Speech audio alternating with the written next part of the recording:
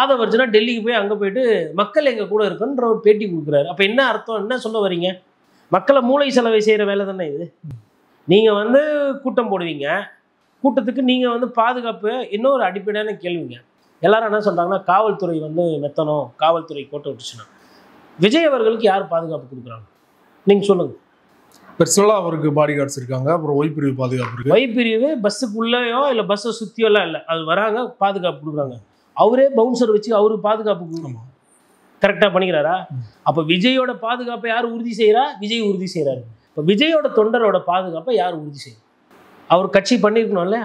விஜய்க்கு தண்ணி எங்கேருந்து வருது? அந்த பஸ்ஸிலே எடுத்துகிட்டு வராங்களா?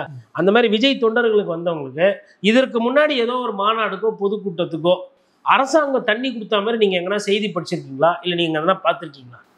இதெல்லாம் கேட்குறாங்கங்க. விஜய் அவர்களை ஆதரிக்கக்கூடிய அவரோட விசிறிகள் கேட்குறாங்க, ஒரு அரசாங்கத்துக்கு தண்ணி கொடுக்கணும்னு கூட தெரியாதான்னு.